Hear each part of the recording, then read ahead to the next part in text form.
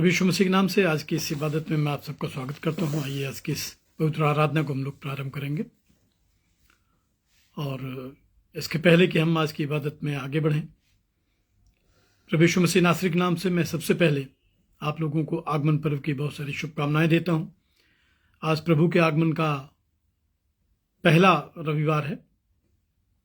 परमेश्वर आपको बहुत बहुत सारी आशीषें दे और आगमन के इन 4 पड़ाव में, 4 रविवार में हम प्रभु की महिमा को देखने पाएं, प्रभु के सानिध्य को पाएं। और जब हम प्रभु के जन्म को एक उत्सव के रूप में मनाते हैं, सेलिब्रेट करते हैं, तो हमारा आनंद बढ़े और हम एक वास्तविक क्रिसमस इस वर्ष 2025 में अपने कलीसिया के साथ, अपने विश्वासियों के साथ, अपने परिवार के साथ, बच्चों के साथ सेलिब्रेट करने पाए। मेरे प्रिय भाइयों और विश्वासी बंधुओं जो आज इस इबादत में शामिल हैं, 29 नवंबर चर्च ऑफ नॉर्थ इंडिया का फाउंडेशन डे है और इस बड़ी संस्था के कल 55 वर्ष पूरे हुए। 29 नवंबर 1970 को नागपुर में 7 कलीसियाओं के एक से या उनके मेल मिलाप से या एक दूसरा का जो लिटर्जी थी, एक दूसरे की जो पुस्तकें थी, भाषा थी, विचार थे, उनको अपनाने से एक यूनिफिकेशन हुआ, एक संस्था का निर्माण हुआ जिसे चर्च ऑफ नॉर्थ इंडिया का नाम दिया गया। बाद में से इसमें एक डिनोमिनेशन वो अपने निजी कारणों से पृथक हुआ, अलग हुआ और अभी हम कह सकते हैं कि चर्च ऑफ नॉर्थ इंडिया में 6 जो हमारे अलग अलग चर्चेज हैं, अलग अलग कलीसियाएं हैं, इनका एक हुआ है और इसके 55 वर्ष पूरे हुए। एक बहुत बड़ा समय होता है 55 वर्ष का। बहुत सारे अप्स एंड डाउन्स आते हैं, बहुत सारे सेवक और सेविकाएं चुने जाते हैं और मैंने बताया कि इन 55 वर्षों में चर्च ऑफ नॉर्थ इंडिया का एक बहुत ही गौरवशाली और बहुत ही गरिमामयी इसका इतिहास रहा। इसके विषय में हम फिर कभी आपको विस्तार से बताएंगे, पर आज चूंकि प्रभु के आगमन का पर्व है, सो मैं आपको प्रभु आगमन पर्व की और church of north India foundation day की बहुत सारी शुभकामनाएं देता हूं। और साथ में आज एक और भी दिन है जिसको हम लोग बोलते हैं सेंट एंड्रूज डे। लगभग 14 साल 8 महीना हम लोग गोरखपुर में Saint Andrews post graduate college के कैंपस में रहे और लगभग 15 वर्ष या 14 वर्ष हम लोग कह सकते हैं, हम लोगों ने सेंट एंड्रूज डे को बड़े जोशो खरोश के साथ में सेलिब्रेट किया। आज हम लोग एक बार फिर से सेंट एंड्रूज के विषय में कुछ बातें आपके साथ में शेयर करेंगे। ये बहुत महत्वपूर्ण दिन है, संतों का दिन है, प्रभु का दिन है और अपनी संस्था के 55 वर्ष पूरे होने का एक उत्साह है, एक उमंग है। सो आइए इन सब बातों के लिए हम परमेश्वर का धन्यवाद करेंगे। साथ में इसमें कुछ प्रार्थना निवेदन भी मेरे पास में है। गोरखपुर से हमें पता लगा कि हमारे जो भाई हैं चंद्रभूषण, वो बड़ी गंभीर संकट की स्थिति में आ गए हैं और दोबारा उनको जो ब्रेन ट्यूमर था वो डेवलप हुआ है, उनको दोबारा एडमिट होना पड़ा है। हम लगातार भाई चंद्रभूषण के लिए प्रार्थना कर रहे हैं, उनके भाइयों के लिए, परिवार के लिए, बच्चों के लिए, उनकी पत्नी के लिए प्रार्थना कर रहे हैं और ईश्वर करे कि वो बहुत जल्दी स्वस्थ हों। साथ में मिसेस निर्मला चंद्रा और उनके हस्बैंड हमारे आदरणीय रेवरेंड गिरीश चंद्रा के लिए हम लोग प्रार्थना कर रहे हैं, जो सीनियर मेंबर हैं चर्च ऑफ नॉर्थ इंडिया के। हम लोग इस समय प्रार्थना कर रहे हैं मिसेस एस.जे. सिंह के लिए, मिसेस डोरिस एलन पॉल के लिए, मिसेस वीना मैसी के लिए, इनके परिवारों के लिए। हम लोग प्रार्थना कर रहे हैं भाई डायमंड रॉबिन्सन के लिए, इनके परिवार के लिए। हम लोग प्रार्थना कर रहे हैं उन सभी लोगों के लिए जो इस समय इस प्रार्थना सभा में शामिल हो गए हैं। इस इबादत में शामिल हुए हैं। आगमन के इस पहले रविवार जब ऑनलाइन इसका प्रसारण हम करते हैं, मैं आप सबके लिए प्रार्थना करता हूं। साथ में हम लोग इस समय प्रार्थना करते हैं भाई अरुण कुमार निगम के लिए, उनके परिवार के लिए। हम लोग प्रार्थना करते हैं मिस्टर सुशील कुमार सिंह के लिए, जो सेंट पीटर चर्च के सीनियर मेंबर हैं। बीते समय में एक बड़ी समस्या से इनको गुजरना पड़ा, लेकिन पर प्रभु ने दुआ सुनी और ये घर को स्वस्थ होकर लौट न पाए। भाई सुशील कुमार सिंह, उनकी पत्नी उमा सिंह और बच्चों के लिए हम लोग प्रार्थना करते हैं, परमेश्वर आपको आशीष दे। साथ में हम भाई आशीष घोष, उनकी पत्नी सिस्टर काकुली घोष के लिए प्रार्थना करते हैं। हम लोग प्रार्थना करते हैं मिसेस लिसम्मा सोलंकी, उनके हस्बैंड कालिब सोलंकी के लिए, परिवार के लिए, बच्चों के लिए।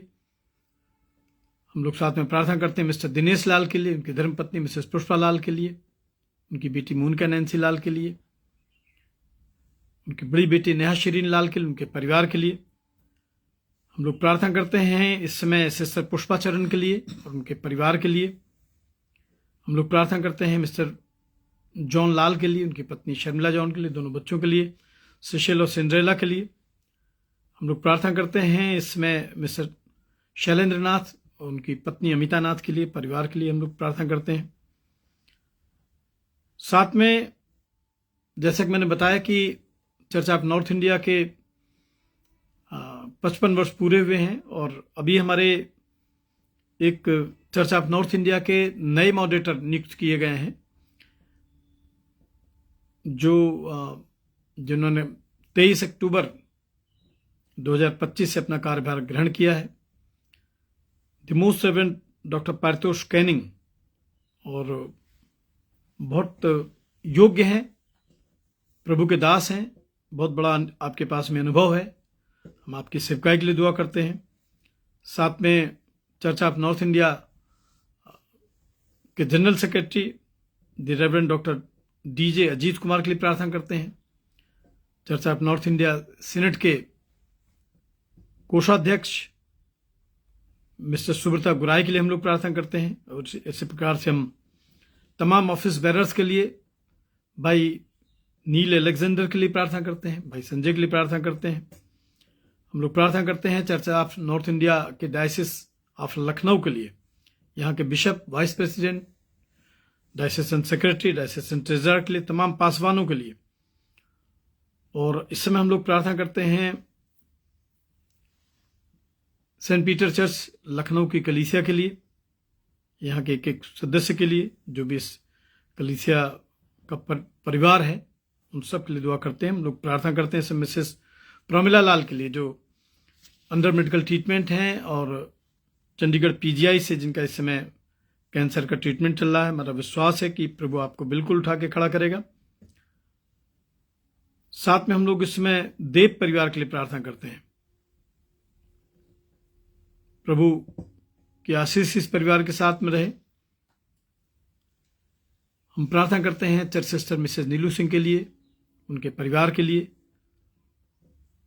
और आइए इसके पहले कि हम लोग इन सभी नामों को खुदा के हाथों में सौंपें, हम लोग आज की इबादत को शुरू करेंगे। प्रभु का तेज प्रकट होगा, सब प्राणी उसको एक संग देखेंगे। और हे प्रभु, हम आपका धन्यवाद करते हैं कि हमारे छुटकारे का दिन आ पहुंचा है, और अंत में जब ख्रिस्त विजय और महिमा के साथ संसार का न्याय करने को आएगा, तो हे परमेश्वर, तू उसके द्वारा सब कुछ नया कर देगा। आइए दुआ करेंगे। दयालु प्रभु, हम आगमन के इस पहले पर्व पर आपके सिंहासन के सन्मुख हैं, नतमस्तक हैं पिता, और आपका धन्यवाद करते हैं प्रभु। आपने इस महान दिन में परमेश्वर हमें अवसर दिया कि हम आपका धन्यवाद करें और हम प्रवेश कर सके पिता परमेश्वर। बीते पूरे वर्ष के लिए धन्यवाद देते हैं प्रभु। और जब पिता परमेश्वर हम इस आगमन के पर्व में शामिल हैं पिता परमेश्वर, प्रभु हमें अपने आगमन की उन परिस्थितियों की तरफ लेके चलिए पिता परमेश्वर, जब आप इस संसार में आए हैं। प्यारे प्रभु, हम उन लोगों के बीच में अपने आप को देखने पाए पिता परमेश्वर, जो 33.5 वर्ष के जीवन में आपके साथ रहे पिता परमेश्वर। महान प्रभु, जबकि पिता परमेश्वर आज हम संत अंद्रयास के दिन को सेलिब्रेट करते हैं पिता परमेश्वर, हम याद करते हैं उनकी सेवाओं को प्रभु, कि किस प्रकार से अद्भुत रीति से परमेश्वर पिता आपने उनको चुनाव किया और वो जीवन पर्यंत प्रभु आपकी आज्ञाओं के अनुसार चले प्रभु। प्यारे खुदाबंद, हम प्रार्थना करते हैं जब संत अंद्रयास के विषय में आज हम धन्यवाद देते हैं, उनके जीवन में बातचीत करते हैं प्रभु। पिता, हमारे हृदयों को तैयार कीजिए पिता परमेश्वर। महान प्रभु, हम चर्च ऑफ नॉर्थ इंडिया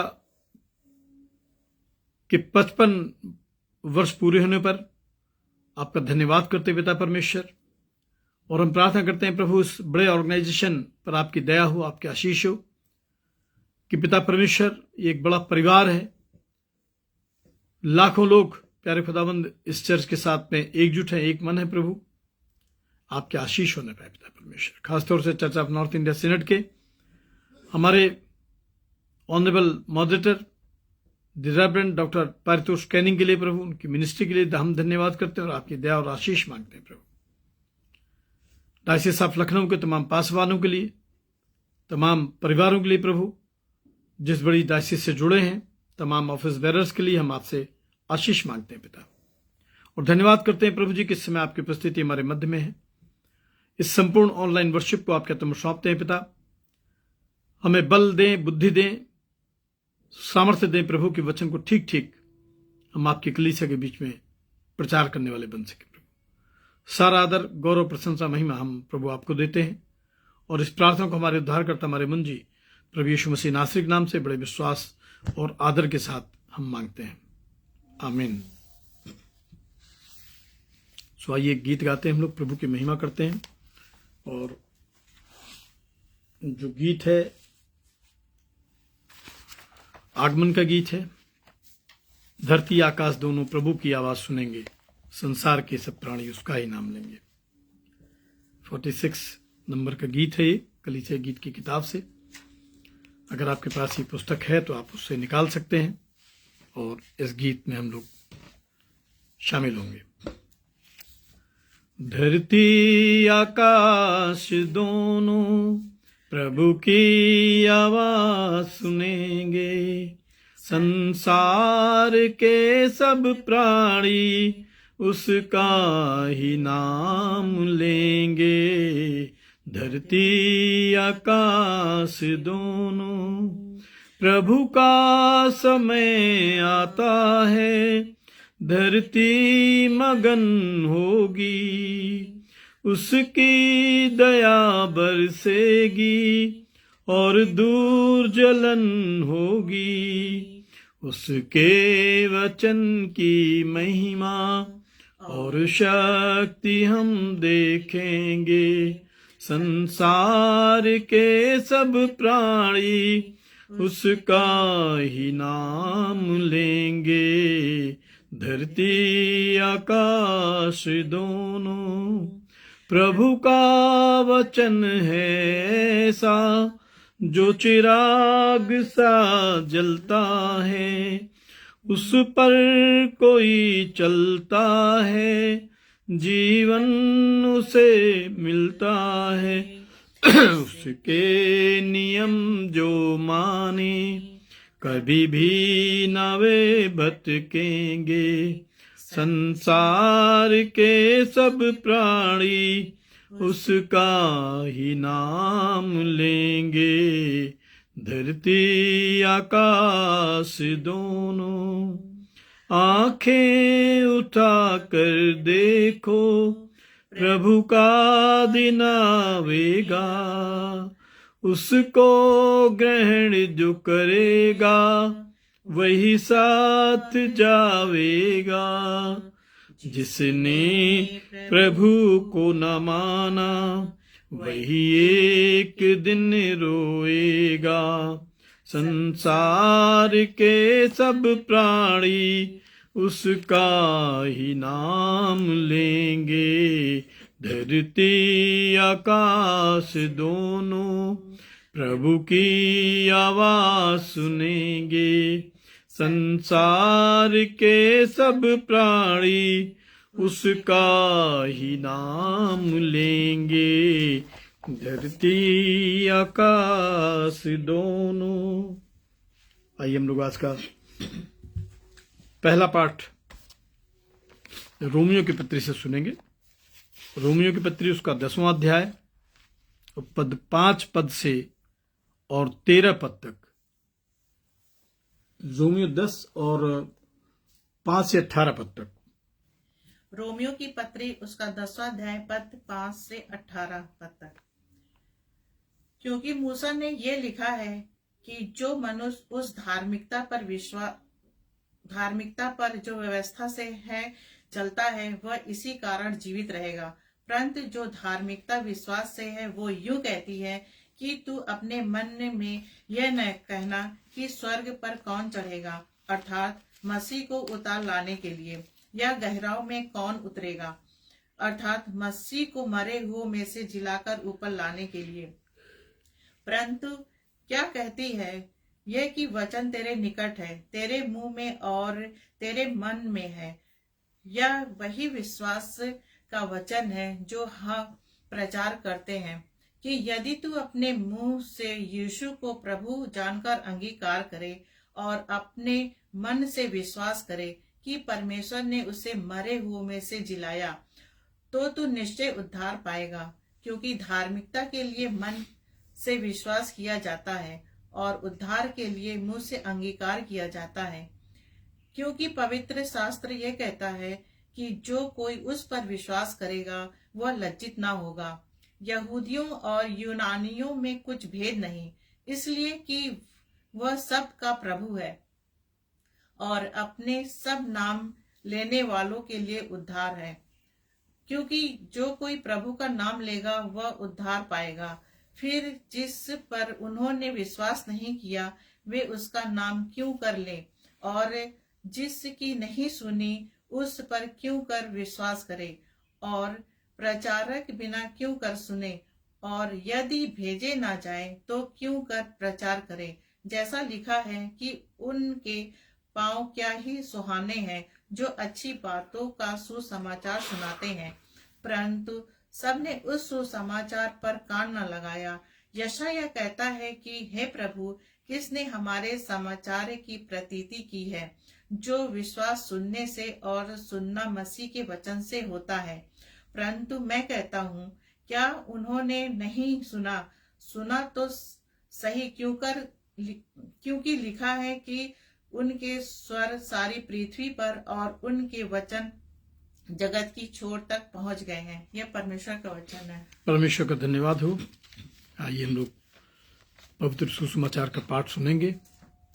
और जैसा कि मैंने बताया कि आज सेंट एंड्रयूज डे है, सेंट एंड्रियास का भी दिन है, आगमन का भी दिन है। सो चर्च ऑफ नॉर्थ इंडिया के एल्मेनक के अनुसार जो सुसमाचार का भाग लिया गया है वो संत यूहन्ना रचित सुसमाचार उसका 12वां अध्याय और पद 20 से और 26 पद तक। The gospel according to Saint John chapter 12 beginning verse 20 till verse 26। यूहन्ना की इंजील और उसका 12वां अध्याय और पद 20 से प्रभु यीशु ख्रिस्त का पवित्र सुसमाचार यहां इस प्रकार से लिखा है। जो लोग उस पर्व में आराधना करने आए थे उनमें से कुछ यूनानी थे। उन्होंने गलील के बैतसैदा के रहने वाले फिलिप्पुस के पास आकर उससे विनती की, श्रीमान, हम यीशु से भेंट करना चाहते हैं। फिलिप्पुस ने आकर अंद्रियास से कहा। तब अंद्रियास और फिलिप्पुस ने जाकर यीशु से कहा। इस पर यीशु ने उनसे कहा कि वो समय आ गया है कि मनुष्य के पुत्र की महिमा हो। मैं तुमसे सच सच कहता हूं कि जब तक गेहूं का दाना भूमि में पड़कर मर नहीं जाता वो अकेला रहता है, परंतु जब मर जाता है तो बहुत फल लाता है। जो अपने प्राण को प्रिय जानता है वो उसे खो देता है, और जो इस जगत में अपने प्राण को प्रिय जानता है वो अनंत जीवन के लिए उसकी रक्षा करेगा। यदि कोई मेरी सेवा करे तो मेरे पीछे हो ले, और जहां मैं हूं वहां मेरा सेवक भी होगा। यदि कोई मेरी सेवा करे तो पिता उसका आदर करेगा। यह हमारे उद्धारकर्ता प्रभु यीशु ख्रिस्त का पवित्र सुसमाचार है। एक बार फिर से मैं आप सब का यीशु मसीह नासरी के नाम से स्वागत करता हूं। इसके पहले कि हम इस पे डिवोशन लें, इस पे मनन चिंतन करें, आइए वचन की तैयारी करेंगे और एक और गीत हम लोग गाएंगे। आशीष तुझसे चाहते हैं हे स्वर्गीय पिता हम आते हैं। आशीष तुझसे चाहते हैं हे स्वर्गीय पिता हम आते हैं। आशीष तुझसे चाहते हैं हे स्वर्गीय पिता हम आते हैं। कोई खूबी है न लियाकत, बख्शो हमको अपनी ताकत। कोई खूबी है न लियाकत, बख्शो हमको अपनी ताकत। खाली दिलों को लाते हैं, खाली दिलों को लाते हैं हे स्वर्गीय पिता हम आते हैं। आशीष तुझसे चाहते हैं हे स्वर्गीय पिता हम आते हैं। हमने बहुत खताएं की हैं, रहे निकम्मे ज़फ़ाएं की हैं। हमने बहुत खताएं की हैं, रहे निकम्मे ज़फ़ाएं की हैं। शर्म से सर झुक जाते हैं, शर्म से सर झुक जाते हैं हे स्वर्गीय पिता हम आते हैं। आशीष तुझसे चाहते हैं हे स्वर्गीय पिता हम आते हैं। तुम हो शक्तिमान प्रभु जी, कुदरत तुम्हारी शान यीशु जी। तुम हो शक्तिमान प्रभु जी, कुदरत तुम्हारी शान यीशु जी। हम दो सना हम गाते हैं, हम दो सना हम गाते हैं हे स्वर्गीय पिता हम आते हैं। आशीष तुझसे चाहते हैं हे स्वर्गीय पिता हम आते हैं। बंदे को तू कभी न भूले, दुख सहे दुनिया में तूने। बंदे को तू कभी न भूले, दुख सहे दुनिया में तूने। उसी प्यार को चाहते हैं, उसी प्यार को चाहते हैं हे स्वर्गीय पिता हम आते हैं। आशीष तुझसे चाहते हैं हे स्वर्गीय पिता हम आते हैं। दुआ करेंगे। प्रभु जी, हम अपने आपे का इनकार करते हैं परमेश्वर। हम निकम्मे नाफरमान लोग, प्यारे खुदावंद, हम आपका शुक्रिया अदा करते हैं प्रभु, क्या आपने प्रभु पापियों से प्रेम किया है। पिता परमेश्वर, आप पापियों के लिए संसार में आए प्रभु, और उनके पापों को भार आपने पिता अपने ऊपर लिया है प्रभु परमेश्वर। हम याद करते हैं आपके कलाम को प्रभु, जहां लिखा है कि और परमेश्वर ने जगत से ऐसा प्रेम किया कि उसने अपना इकलौता पुत्र यीशु को दे दिया। परमेश्वर पिता, ये एक अद्भुत अनिवर्चनीय प्रेम प्रभु, काश प्यारे खुदावंद होने दे कि हम आपके उपकारों को प्रभु जीवन के किसी भी सफर में, किसी भी मोड़ पे भूल न पाए। परमेश्वर यीशु, ऑनलाइन वर्शिप में जितने परिवार, भाई बंधु, बच्चे शामिल हैं, उन पर अपनी दया करना प्रभु। ये वचन जो ज्योति की मानंद प्रभु हमारे जीवन में आए, और सब कुछ जो अंधकार है वो प्रकाशवान हो जाए प्रभु। सारा आदर, गौरव, प्रशंसा, महिमा आपको देते हैं पिता परमेश्वर, और इस प्रार्थना को हमारे उद्धारकर्ता हमारे मुंजी प्रभु यीशु मसीह नासरी के नाम से बड़े विश्वास और आदर के साथ मांगते हैं, आमीन। सबसे पहले आप सबको आगमन के पहले पर्व की बहुत सारी शुभकामनाएं। चर्च ऑफ नॉर्थ इंडिया के फाउंडेशन डे की जो कि अपने 55 वर्ष पूरे कर चुके हैं, 55th CNI डे की शुभकामनाएं आप लोगों को। सेंट एंड्रयूज डे की शुभकामनाएं आपको। मैं आपको एक और भी बात कहना चाह रहा हूं जो पवित्र आत्मा मुझसे बोल रहा है कि मैं आपको जरूर बताऊं। मैं एक अन्य जाति परिवार से लगभग 94 में प्रभु में आया और मैंने 96 में अपनी जॉब को रिजाइन कर दिया। जब मेरे पास में मेरा एक बेटा था, मेरी पत्नी थी, मैं मुरादाबाद में अकाउंटेंट था। मुझे नहीं मालूम था कि प्रभु मुझे कहाँ लेके जाएगा। मुझे डिनोमिनेशन की बिल्कुल जानकारी नहीं थी। मुझे क्रिश्चियन कल्चर की कोई जानकारी नहीं थी। मेरा कभी संपर्क नहीं रहा। और उस समय मसीह वंदना एक प्रोग्राम आता था सिलोन से, और उसका जो ऑफिस था वो डॉक्टर मुखर्जी नगर दिल्ली में था। और वहां पे जो मैनेजर थे भाई शैमुअल, उन्होंने मुझे बुलाया था और वहां से उन्होंने मेरी गवाही को सुना, मेरी बातों को सुना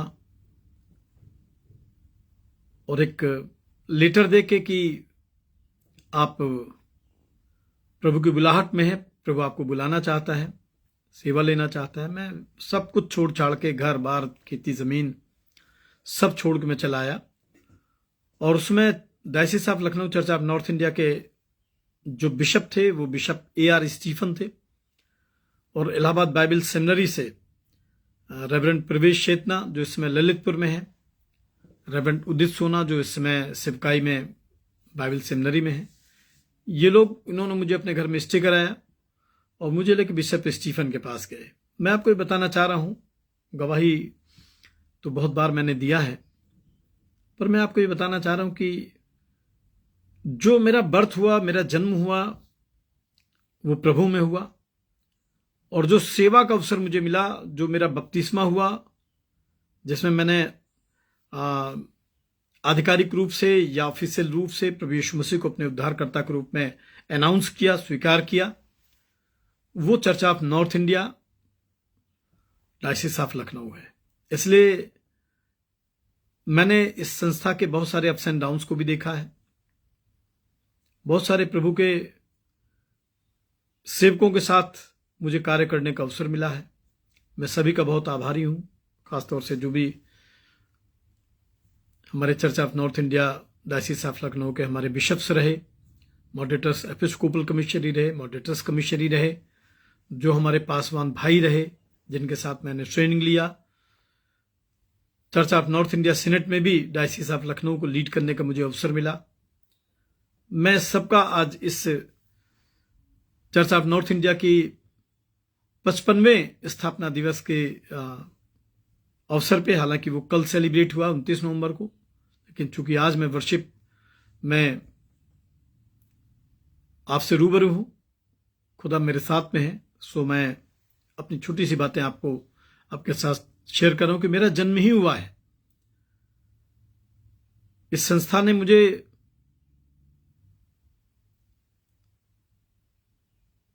प्रभु के विषय में प्रशिक्षण दिलवाने में मदद की, मुझे ट्रेंड कराया।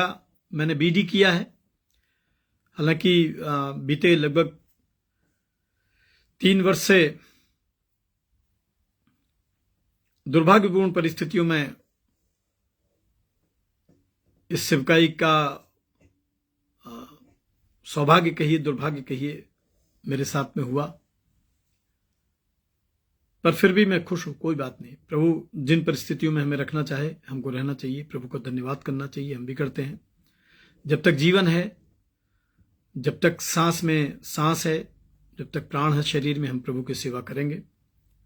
और ये हमारा प्रण है, हमारी प्रतिज्ञा है कि जीवन के आखिरी सांस तक हम प्रभु को नहीं छोड़ेंगे, प्रभु के साथ चलेंगे। आगमन के विषय में भी जरूर मैं आपसे बातचीत करूंगा, पर मैंने आपको बताया कि आज जो है सेंट एंड्रूज डे है और आज का जो विषय है वो चर्च ऑफ नॉर्थ इंडिया के एल्मेनक के अनुसार जो है thanksgiving for Andrews call and witnesses to Jesus. संत अंद्रियास की बुलाहट और गवाही के लिए जो उनकी यीशु मसीह में है उसके लिए धन्यवाद देना, यह हमारा आज का विषय है। तो अंद्रियास, हम थोड़ी देर के लिए इनको संत अभी नहीं बोल रहे हैं, पर हम उन्हीं परिस्थितियों में चल रहे हैं जब यीशु मसीह ने अपने 12 चेलों को चुना है। अंद्रियास यीशु मसीह के 12 चेलों में से एक है। इनका बहुत ज्यादा जो वर्णन है, इनका बहुत इंफॉर्मेशन इनकी बाइबल में नहीं है, लेकिन कुछ बातें सुसमाचारों में मिलती हैं और उसको मैं आज आपके साथ इस सेंट एंड्रूज डे के अवसर पर सेलिब्रेट करना चाह रहा हूं। सबसे पहले समझें कि लगभग 60-70 जो एडी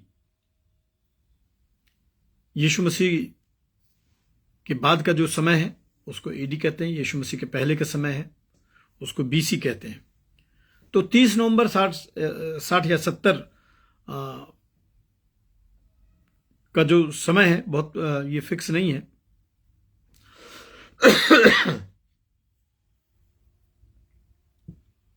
ग्रीस के पेट्रोस वहां का एक शहर है,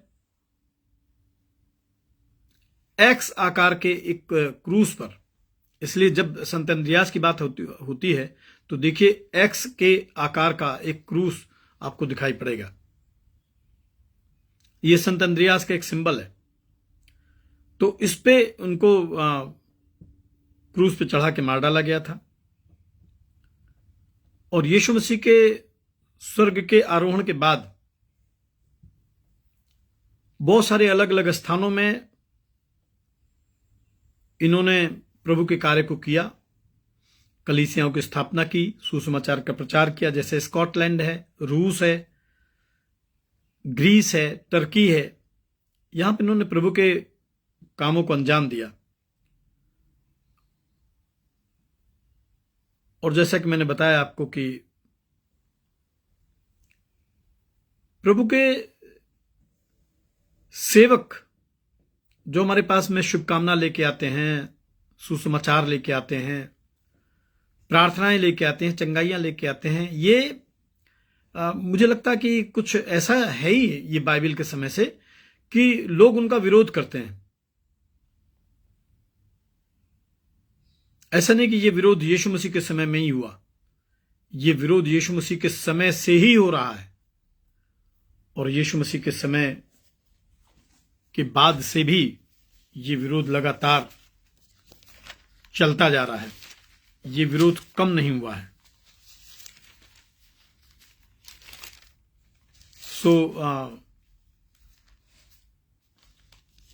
और इस विषय में जो प्रेरित पौलुस बड़े चिंतित हैं।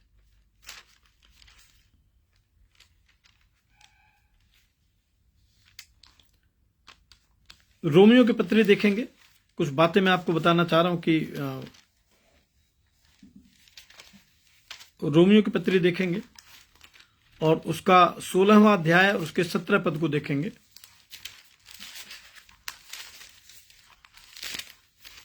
क्या लिखा है?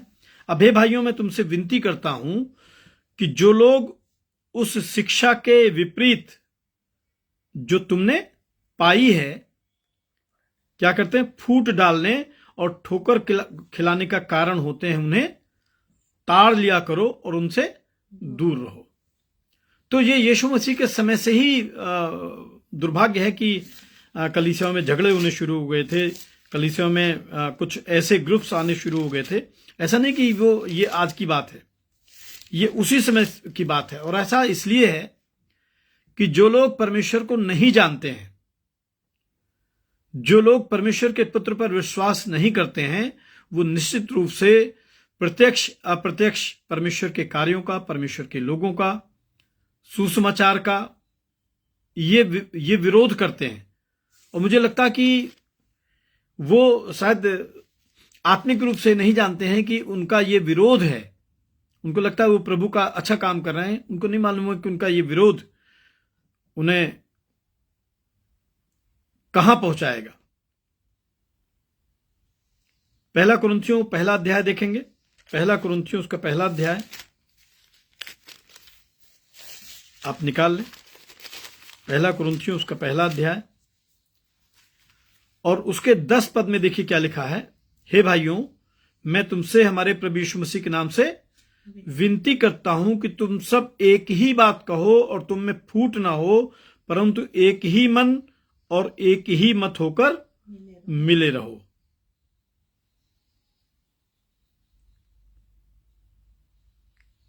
कितना कंसर्न है बाइबल इस विषय में कि हमारे बीच में मतभेद नहीं होने चाहिए, हमारे बीच में झगड़े नहीं होने चाहिए, यहां तक कि हमारे बीच में डिनोमिनेशन भी नहीं होने चाहिए। आगे देखेंगे, क्योंकि हे मेरे भाइयों, खलो के घराने के लोगों, मुझे तुम्हारे विषय में बताया है कि तुम में झगड़े हो रहे हैं। कि ये देख लीजिए, ये पहला कुरिन्थियों उसका पहला अध्याय, बताया गया है कि तुम में झगड़े हो रहे हैं। और क्या लिखा है? और लिखा है कि मेरे कहने का अर्थ यह है कि तुम में से कोई तो अपने आप को पौलुस का, कोई अपुल्लोस का, कोई कैफा का, तो कोई मसीह का कहता है। क्या मसीह बट गया? क्या पौलुस तुम्हारे क्रूस पर चढ़ाया गया, या तुम्हें पौलुस के नाम से बपतिस्मा मिला? ये एक बड़ा कंसर्न है, एक बड़ी बात है। इसको हमें आज समझना है और हमें जानना है कि हमारे बीच में ये लड़ाई झगड़े नहीं होने चाहिए किसी भी कीमत पे।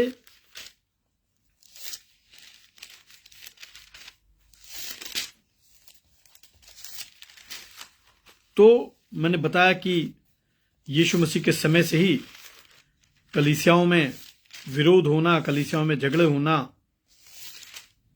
ये शुरू हो गया था, और जो बदस्तूर आज तक लगातार चल रहा है।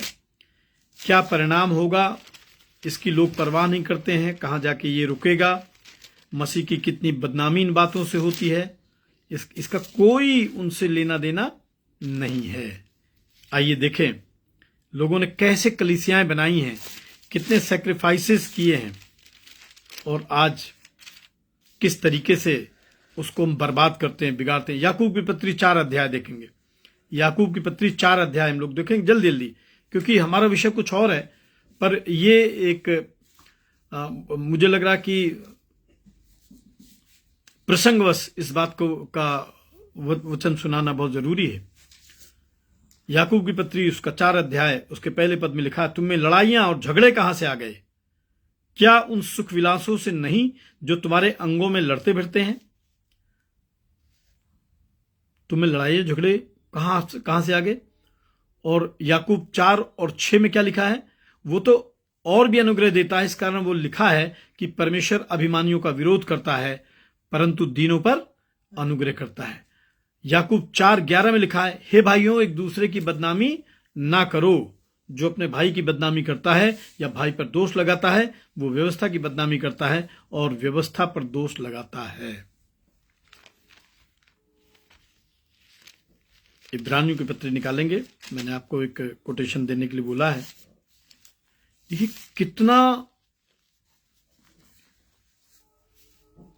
कितना लोगों ने कष्ट सह के कलीसियां बनाई हैं। आज कलीसियाओं की क्या दुर्दशा है, किस तरीके से कलीसियाओं को हम लेके चल रहे हैं।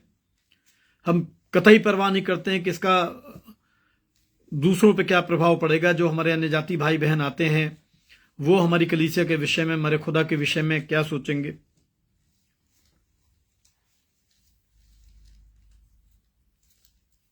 इब्रानियों 11 और उसके 36 पद से मैं आपके साथ शेयर कर रहा हूं। कई एक ठट्ठों में उड़ाए जाने और कोड़े खाने वरन बांधे जाने और कैद में पड़ने के द्वारा परखे गए, पथराव किए गए, आरे से चीरे गए, उनकी परीक्षा की गई, तलवार से मारे गए, वे कंगाली में, क्लेश में दुख भोगते हुए भेड़ों और बकरियों की खालें ओढ़े इधर उधर मारे मारे फिरे और जंगलों, पहाड़ों, गुफाओं, पृथ्वी की दरारों में भटकते फिरे। संसार उनके योग्य नहीं था। सोचिए, संत अंद्रियास को एक्स आकर के, यानी ऐसे उल्टे क्रूज पे चढ़ा के मारा गया है। आज हम सेंट एंड्रयूज डे के विषय में बता रहे हैं, और सिर्फ संत अंद्रियास क्यों, अगर यीशु को देखा जाए तो क्या उसको विरोध का सामना करना पड़ा है? उसके शहर के लोग, उसके गांव के लोग, उसकी बिरादरी के लोग, उसके जाति के लोग, एक अन्य जाति जो गवर्नर है पिलातूस, वो कहता मैं इसमें कोई दोष नहीं पाता, मैं इसे फसह के दिन छोड़ना चाहता हूं, तुम क्या चाहते हो? और देखिए पब्लिक डिमांड क्या है। लोग कितने कठोर हैं, लोग कितने क्रूएल हैं, कितने स्वार्थी हैं। लोगों ने कहा बरब्बा को छोड़ दे और इसको क्रूस पे चढ़ा दे। इब्रानियों की पत्री उसका 12 अध्याय 24 पद को देखेंगे, जो आज का हमारा टेक्स्ट भी है। देख लीजिए, इसमें लिखा है, मैं तुमसे सच सच कहता हूं कि जब तक गेहूं का दाना भूमि में पड़कर मर नहीं जाता वो अकेला रहता है, परंतु जब मर जाता है तो बहुत फल लाता है। इस सेवकाई में मुझे लगता है कि कोई शिकायत नहीं है। ये इस सेवा का परिणाम है, ये सेवकाई की नियति है कि आप जिनके बीच में प्रभु का नाम लेंगे, प्रभु का काम करेंगे, उनकी आत्माओं को बचाने के लिए प्रार्थना करेंगे, उनके लिए उपवास करेंगे, थोड़े ही समय में वो प्रभु की संगति से अलग हो जाते हैं। और मुझे लगता है कि जो परमेश्वर का विरोधी है शैतान, वो उनको कंट्रोल करना, उनको गाइड करना शुरू कर देता है। तो संत यूहन्ना के विषय में कुछ बातें जो मैं आज आपके साथ शेयर कर रहा हूं। पहली चीज हमको मिलेगी यूहन्ना 1 और 35 से 42 में।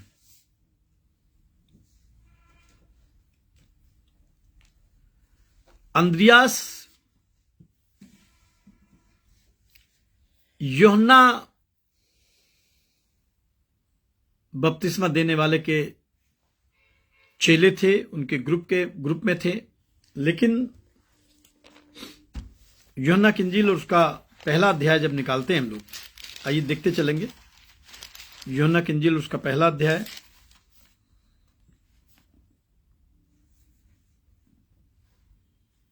तो यीशु मसीह के बपतिस्मे के बाद का ये घटनाक्रम है। यीशु मसीह का बपतिस्मा हो चुका है और उसके दूसरे दिन क्या लिखा है 35 से और 42 तक। दूसरे दिन फिर यूहन्ना और उसके चेलों में से 2 जन खड़े हुए थे, यूहन्ना और उसके चेलों में से 2 जन, और उसने यीशु पर जो जा रहा था दृष्टि करके देखा, देखो ये परमेश्वर का मेमना है।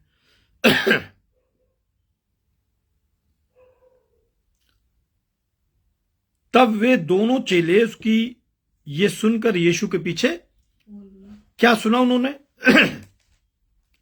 उन्होंने भविष्यवक्ताओं की भविष्यवाणी को पढ़ा था। वो मछुआरा समुदाय के थे, इजराइल के एक आम नागरिक की तरह वो इजराइल के छुटकारे की बाट जोह रहे थे। और जब यूहन्ना ने उनके बीच में डिक्लेयर किया यीशु मसीह की ओर देख के कि ये है परमेश्वर का मेमना जो संसार भर के पापियों के भार को उठाएगा, संसार भर के पापियों के लिए एक बलिदान के मेमने के रूप में बलिदान होगा, ऐसा लगता है कि वो जो 2 जन वहां पे थे उनमें एक अंद्रियास भी था, भी मैं दिखाऊंगा कहां लिखा हुआ है। तो वो बरसों से, जब से उन्होंने होश संभाला होगा, वो उसकी प्रतीक्षा कर रहे थे। और जब आप इसको देखेंगे तो जब उसके पीछे हो लिए तो 40 पद को देखेंगे। उन दोनों में से जो यूहन्ना की बात सुनकर यीशु के पीछे हो लिए थे, क्या लिखा है, एक शमौन पतरस का भाई अंद्रियास था। ये है शमौन। तो शमौन पतरस का नाम क्यों लिया गया? अभी शमौन पतरस यीशु मसीह के को स्वीकार नहीं किए हैं, क्योंकि शमौन पतरस यीशु मसीह के 12 चेलों में एक बहुत नामचीन कह लीजिए, बहुत फेमस कह लीजिए, प्रभु के कार्यों में उनका बहुत ज्यादा जिक्र किया गया है, इसलिए शमौन के नाम से अंद्रियास को बताया गया। जबकि अंद्रियास जो है वो शमौन को लाए हैं, जो कि उनका भाई है। अंद्रियास और पतरस दोनों भाई हैं। और 41 पद में लिखा, उसने पहले अपने सगे भाई शमौन से मिलकर उससे कहा, हमको ख्रिस्त अर्थात मसीह, यानी बहुत दिन से प्रतीक्षा थी, बहुत दिन से छुटकारा चाहते थे, उद्धार चाहते थे, निजात चाहते थे, और जैसे ही मिला वो तुरंत उसके पीछे पीछे हो लिए। जीवन में जिस दिन आपको एक विश्वासी होने के नाते प्रभु की संगति मिल जाए, आप उस दिन बिल्कुल देर न करिएगा, तुरंत प्रभु को स्वीकार कीजिएगा। इन्होंने कहा कि हमको ख्रिस्त अर्थात मसीह मिल गया है। और 42 पद में लिखा है, वो उसे यीशु के पास लाया। कौन? अंद्रियास। किसको? अपने सगे भाई शमौन को, जिसका बाद में नाम पतरस पड़ा। यीशु ने उस पर दृष्टि करके कहा, तू यूहन्ना का पुत्र शमौन है, तू कैफा अर्थात पतरस कहलाएगा। तो अंद्रियास का जो पहला जिक्र मिलता है, सबसे पहले उसने यीशु को स्वीकार कर लिया, और जैसे ही स्वीकार किया उसने देर नहीं की, वो अपने भाई को, अपने परिवार के किसी सदस्य को, यानी प्रभु के लिए उसने तुरंत एक आत्मा को बचाया। आज हमारी जो भी अवस्था है, जिस परिवार में है, जिस शहर में है, जिस कलीसिया में है, आप जरा से देखिए कि किस जिम्मेदारी के साथ प्रभु ने आपको उस कलीसिया में रखा है, उस शहर में रखा है। कितने लोग हैं जिनको आप प्रभु के पास लाए हैं। मत्ती की इंजील उसका 4 अध्याय, अंद्रियास के विषय में थोड़ा सा मैं आपको बता रहा हूं।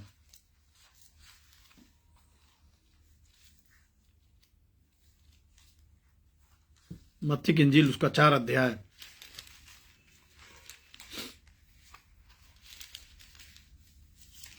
और उसके 18 पद से 20 पद तक भी देखेंगे। गलील की झील के किनारे फिरते हुए उसने 2 भाइयों अर्थात शमौन को, जो पतरस कहलाता है, और उसके भाई अंद्रियास को झील में जाल डालते देखा, क्योंकि वे मछुए थे, मछली पकड़ने वाले थे। यीशु ने उनसे कहा, मेरे पीछे चले आओ, तो मैं तुमको मनुष्यों को पकड़ने वाला बनाऊंगा। और आपको मालूम है, सोचिए, एक प्रोफेशनल ट्रेंड फिशरमैन है, ये घर के जिम्मेदार लोग हैं, इनके व्यवसाय से बच्चों का पेट पाला जाता है, बच्चों का निर्वाह होता है। लेकिन जैसे ही खुदा ने इनको बुलाया, इन्होंने उसी समय, बाइबल में लिखा 20 पद में, मत्ती 4:20 देखे, तुरंत जाल छोड़ दिए। जिस दिन प्रभु की कॉलिंग मिली, मैं मुरादाबाद में अकाउंटेंट था। मेरे जो सीनियर अकाउंटेंट थे, चीफ अकाउंटेंट थे, वो थे पंडित राम सनेही शर्मा। मैंने उनसे कहा कि प्रभु मुझे बुलाता है, अब मैं आगे काम नहीं करूंगा, और मैं तुरंत प्रभु के पीछे पीछे चला आया।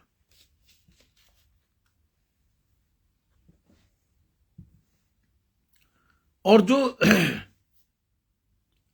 जो सबसे एक महत्वपूर्ण भूमिका अंद्रियास की है, यीशु मसीह के जीवन में कहिए, यीशु मसीह की मिनिस्ट्री में कहिए, या जो एक सबसे बड़ा एक वर्णन अंद्रियास के विषय में मिलता है, वो हमें मिलेगा यूहन्ना की इंजील उसका 6 अध्याय। यूहन्ना की इंजील उसका 6 अध्याय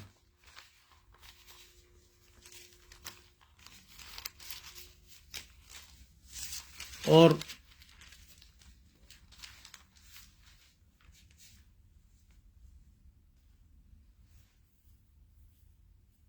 उसके 5 पद से और 9 पद तक मैं आपको एक घटना के विषय में 5,000 से ज्यादा लोग हैं। 5वें पद में लिखा है अच्छे, तब जब यीशु ने अपनी आंखें उठाकर एक बड़ी भीड़ को अपने पास आते देखा, बड़ी भीड़ आ रही है यीशु के पास, आते ही जा रहे हैं लोग, शाम हो गई है। इस घटना का जो वर्णन है वो चारों सुसमाचार में आपको मिलेगा। मत्ती, मरकुस, लूका, यूहन्ना। मत्ती 14 में आपको मिलेगा, मरकुस 6 में मिलेगा, लूका 9 में मिलेगा और यूहन्ना 6 में। जब एक बड़ी भीड़ आ रही है तो वो पालनहार परमेश्वर है, वो पिता है, वो सृष्टिकर्ता है, उसी ने सब कुछ बनाया है और हम बाइबल में लिखा है कि हम उसकी चराई की भेड़ें हैं। उसे मालूम है कि उसको क्या करना है। लेकिन 5 पद को जब आप पढ़ेंगे तो उसमें लिखा है, तो फिलिप्पुस से कहा इनके भोजन के लिए कहां से रोटी मोल लाएं। और 6 पद को पढ़ेंगे, उसमें लिखा है कि उसने बात उसे परखने के लिए कही थी, क्योंकि वो आप जानता था कि क्या करेगा। फिलिप्पुस ने उसको उत्तर दिया, 200 दिनार की रोटी उनके लिए पूरी ना होगी कि उनमें से हर एक को थोड़ी थोड़ी यानी 200 दिनार। उस समय 200 दिनार आज के समय में बहुत होगा। उस समय जो है 1 दिनार एक लेबर की 1 दिन की मजदूरी हुआ करती थी। 1 दिनार। आज एक लेबर की 1 दिन की मजदूरी 600 रुपए है ना।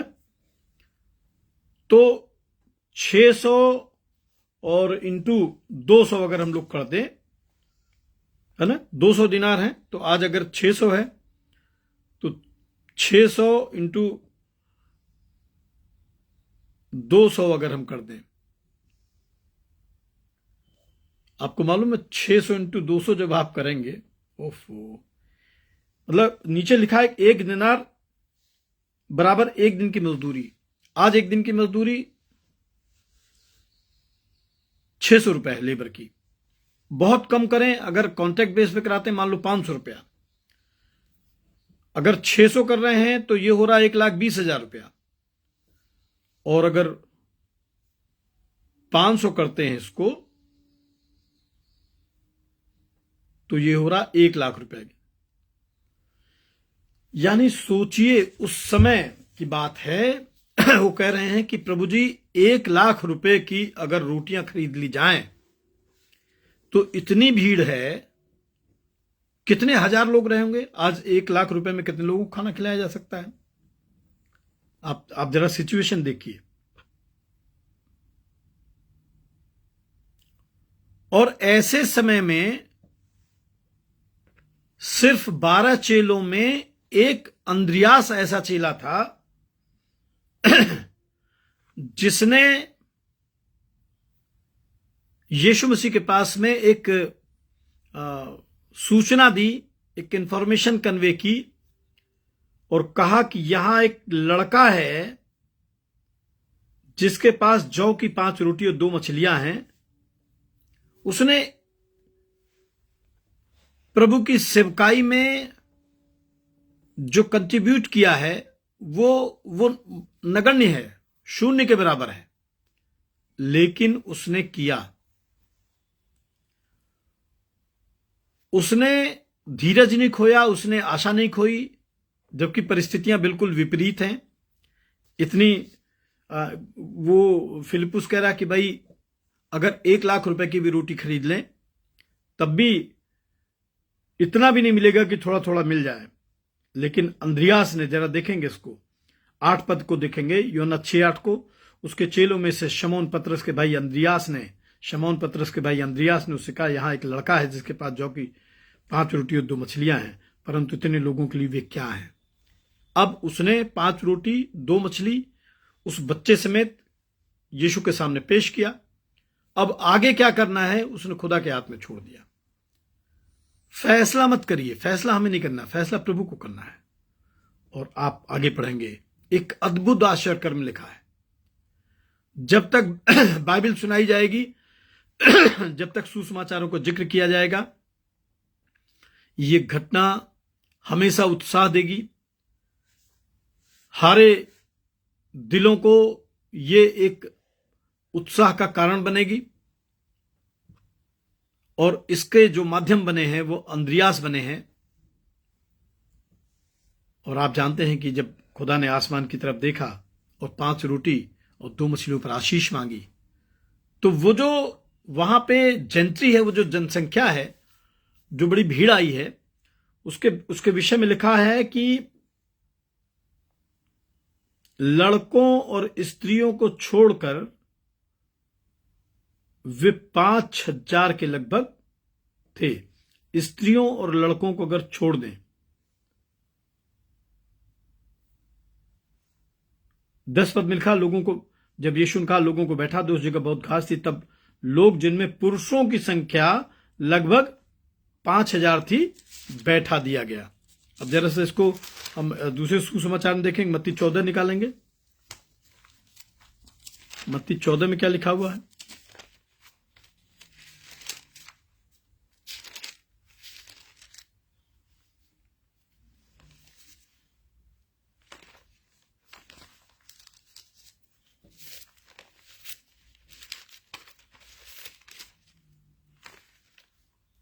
मत्ती 14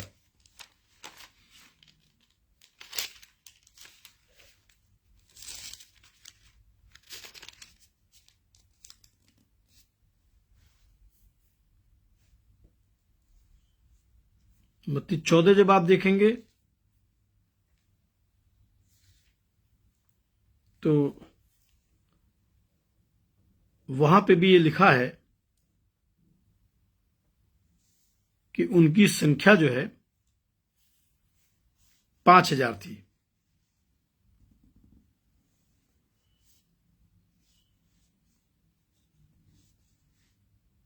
हाँ, नीचे देखेंगे 21 पद में, मत्ती 14:21 में लिखा, और खाने वाले स्त्रियों और बालकों को छोड़कर, यानी स्त्री और बालक भी खा रहे हैं, क्या लिखा है? 5,000 पुरुषों के लगभग थे। अगर एक एक पुरुष के साथ एक स्त्री और एक बालक रख दें तो कितना हो जाएगा? 15,000, लगभग 15,000 लोगों की आशीष का जो माध्यम बने वो अंद्रियास बने। और यूहन्ना 12, जो आज का हमारा एक टेक्स्ट है, यूहन्ना की इंजील, उसका 12 अध्याय 20 पद में लिखा है, जब जो लोग उस पर्व में आराधना करने आए थे, उनमें से कुछ यूनानी थे। यूनानी माने अन्य जाति।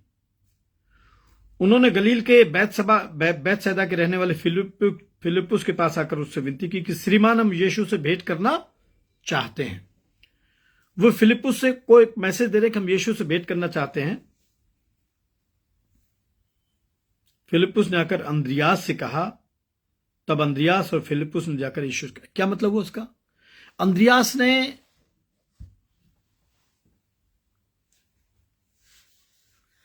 ने अपने अन्य जाति भाई बहनों को भगाया नहीं, दुत्कारा नहीं, उनके साथ कठोर बर्ताव नहीं किया, पर वो उसको अपने मित्र के साथ, फिलिप्पुस के साथ यीशु मसीह के पास लेके आए। ये अंद्रियास का विश्वास था कि सुसमाचार सिर्फ पर्टिकुलर किसी एक देश के लिए नहीं है, किसी एक जाति के लिए नहीं है। यीशु मसीह का इस दुनिया में आना, अंद्रियास ने जब अन्य जातियों को मिलाया है, यूनानियों को, तो ये एक अनाउंसमेंट है कि सुसमाचार देश देश के लिए, राज्य राज्य के लिए, जाति जाति के लोगों के लिए है। और प्रेरितों के काम 1 अध्याय और उसके 13-14 पद को जब आप पढ़ेंगे, प्रेरितों के काम उसका 1 अध्याय उसके 13-14 पद को जब आप पढ़ेंगे,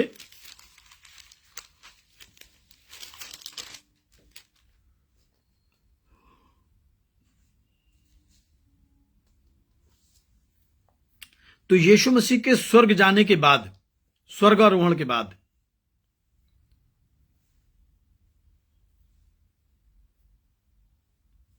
अंद्रियास सभी शिष्यों और स्त्रियों के साथ मिलकर, ऐसा नहीं कि यीशु मसीह चले गए अब इनकी जिम्मेदारियां खत्म होगी, अब जिम्मेदारियां इनकी शुरू हुई हैं।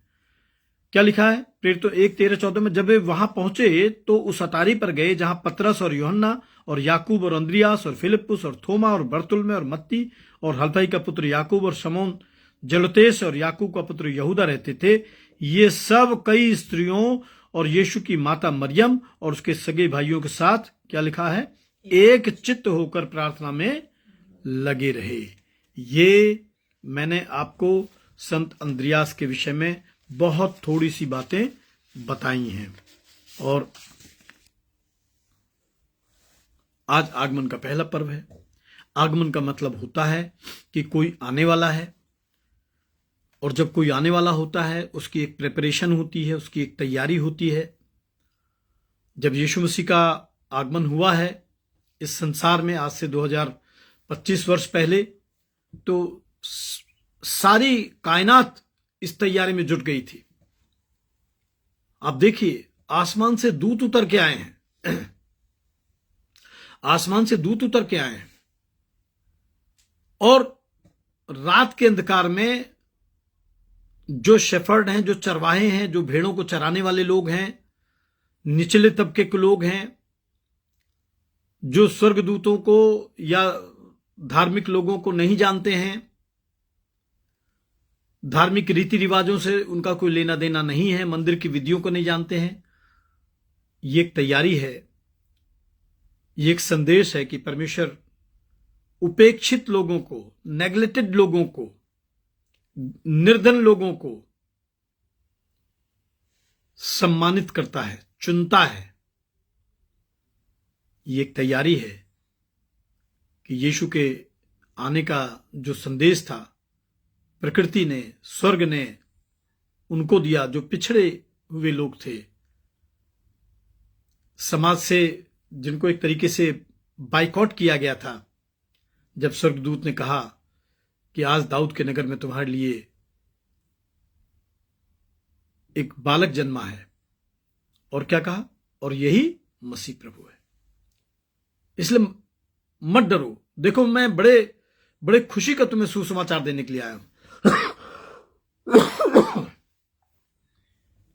आज एक खुशी का सुसमाचार है आपके लिए, मेरे लिए, हमारे बच्चों के लिए, परिवार के लिए।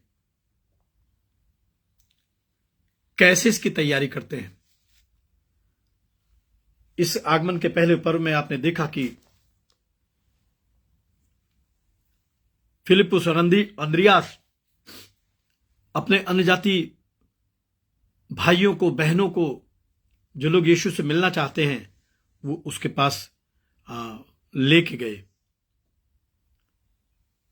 और यीशु ने उनसे कहा कि उस समय आ गया है कि मनुष्य के पुत्र की महिमा हो। मनुष्य के पुत्र की महिमा कब होती है? जो हमारे नेबर्स हैं, हमारे पड़ोसी हैं, हमारे अन्य जाति भाई हैं, अन्य जाति विश्वासी परिवार हैं, उनको हम यीशु के पास आने से रोके ना। हम उनका आदर करें, उन तक सुसमाचार पहुंचाने में मदद करें। और इसीलिए प्रेरितों के काम में एक बात लिखी है। मैं तो एक अन्य जाति परिवार से आया और मैंने देखा कि कितना बाइबल की बातों के विपरीत कुछ लोग चलते हैं। वो मसीह को मानते हैं, नो डाउट, लेकिन वो मसीह की नहीं मानते हैं। मसीह को मानना और मसीह की मानना, इसमें बहुत अंतर है। प्रेरितों के काम 15 अध्याय और उसके 19 पद में लिखा है। प्रेरितों के काम 15 अध्याय उसके 19 पद में लिखा है। इसलिए मेरा विचार यह है कि अन्य जातियों में से जो लोग परमेश्वर की ओर फिरते हैं, हम उन्हें दुख न दें। मैं अपना घर बार छोड़ के आया, खेती, जमीन, परिवार, भाई बहन, माता पिता सब छोड़ के आया, और आज तक मैंने कभी भी अपने बच्चों के लिए, अपनी वाइफ के लिए, जो कि चर्च सिस्टर का काम करती मेरे साथ मिलकर, जिनका क्वालिफिकेशन है, वो मास्टर्स हैं, उन्होंने सोशियोलॉजी में एमए किया है, हमने कभी भी डायसिस से ये नहीं कहा कि आप मेरी पत्नी को कहीं नौकरी दे दीजिए। मेरी बेटी जो पीएचडी कर रही थी, अभी वो मैरिड है। मैंने कभी डायसिस नहीं कहा आपसे। मेरा बेटा जो सीए फाइनल ईयर में, मैंने कभी भी नहीं कहा, हमने कभी कोई जमीन का टुकड़ा नहीं मांगा, हमने सिर्फ सुसमाचार मांगा। हमने कहा कि हमें जो बुलाहट है उसके अनुसार कार्य करने दीजिए। और आपको मालूम है, दुर्भाग्य है कि 3 वर्ष हो गए ये चर्च कब्जा हो चुका है और मुझे हमारे honourable bishop diocese of Lucknow की तरफ से बिना किसी इंक्वायरी के, बिना किसी आरोप के सस्पेंड कर दिया गया, टर्मिनेट कर दिया गया।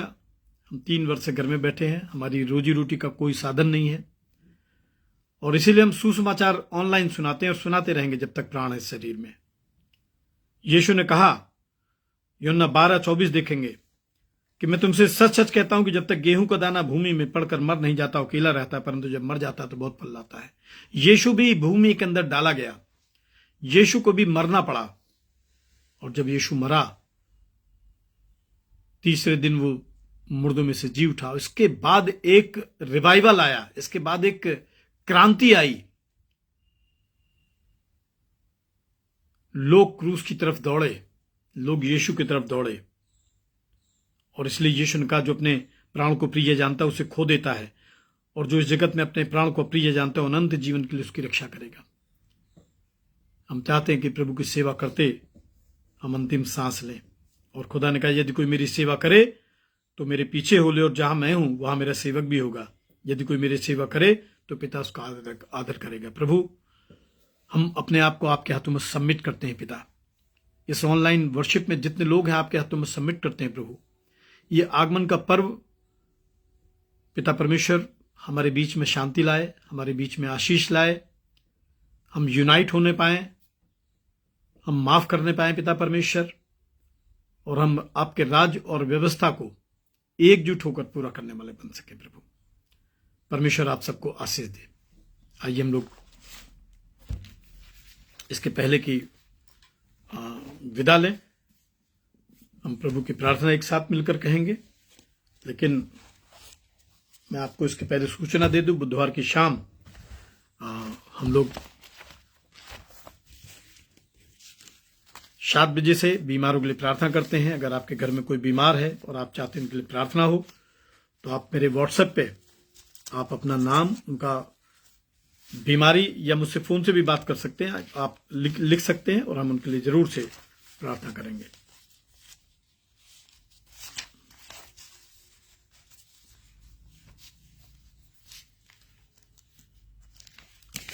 आइए हम दुआ करेंगे। हे हमारे पिता, तू जो स्वर्ग में है, तेरा नाम पवित्र माना जाए, तेरा राज्य आए, तेरी इच्छा जैसे स्वर्ग में पूर्ण होती वैसे पृथ्वी पर भी हो। हमारे दिन भर की रोटी आज हमें दे, हमारे अपराधों को क्षमा कर जैसे हमने अपने अपराधियों को क्षमा किया है, और हमें परीक्षा में न पड़ने दे परंतु बुराई से बचा, क्योंकि राज्य, पराक्रम और महिमा वो सर्वदा तेरे ही है। आमीन। अब हमारे प्रभु यीशु ख्रीस्त का अनुग्रह, परमेश्वर पिता का प्रेम, पवित्र आत्मा की संगति से भागते हम सभी के साथ। प्यारे खुदावंद, आज की सुबह इस ऑनलाइन इबादत में शामिल तमाम विश्वासियों के साथ पिता परमेश्वर, तमाम लोगों के साथ जो प्यारे खुदावंद आप में ईमान रखते हैं, आपकी कलीसियाओं के साथ पिता परमेश्वर, चर्च ऑफ नॉर्थ इंडिया के तमाम पदाधिकारियों के साथ प्रभु, डायसिस ऑफ लखनऊ के तमाम पदाधिकारियों के साथ, कलीसिया के साथ, पासवानों के साथ, अब से लेकर युगान युगान्त होता रहे। आमीन। Thank you Jesus. सबको जय मसीह की। खुदा आपके साथ में हो। परमेश्वर आपको बहुत बहुत बहुत सारी आशीष दे और मुझे विश्वास है कि वो समय बहुत जल्दी आएगा जब हम सब प्रभु के न्याय को देखेंगे और प्रभु अवश्य हम लोगों का न्याय करेगा। जय मसीह की।